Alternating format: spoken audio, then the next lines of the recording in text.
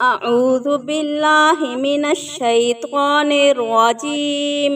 بسم الله الرحمن الرحيم.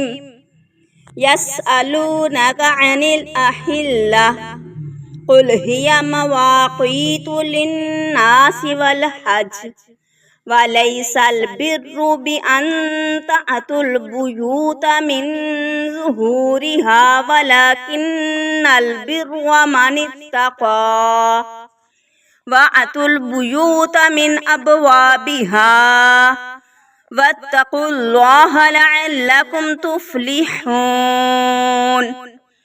وقاتلوا في سبيل الله الذين يقاتلونكم ولا تعتدوا إن الله لا يحب المعتدين.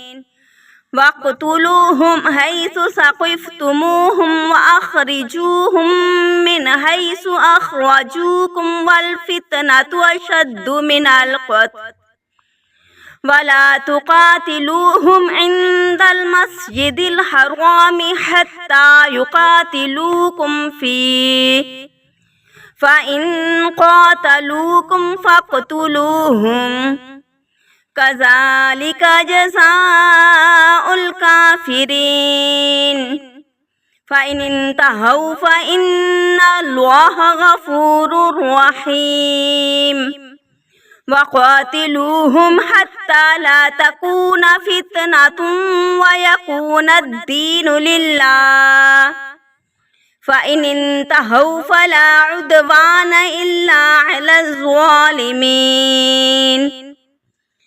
الشهر الحرام بالشهر الحرام والحرمات قصاص فمن اعتدى عليكم فاعتدوا عليه بمثل ما اعتدى عليكم واتقوا الله واعلموا أن الله مع المتقين.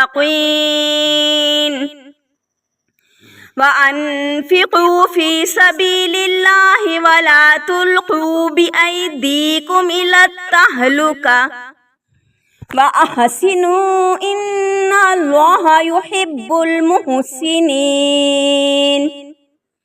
وأتموا الحج والعمرة لله فإن أحصرتم فما استيسر من الهدي ولا تحلقوا رؤوسكم حتى يبلغ الهدي محله فمن كان منكم مريضا أو به أذى من رأسه ففدية من صيام أو صدقة أو نسك فإذا أمنتم فمن تمتع بالعمرة إلى الحج فما استيسر من الهدي فمن لم يجد فصيام 3 أيام في الحج و7 إذا رجعتم تلك 10 كاملة ذلك لمن لم يكن أهله حاضر المسجد الحرام. واتقوا الله واعلموا أن الله شديد العقاب. صدق الله العظيم.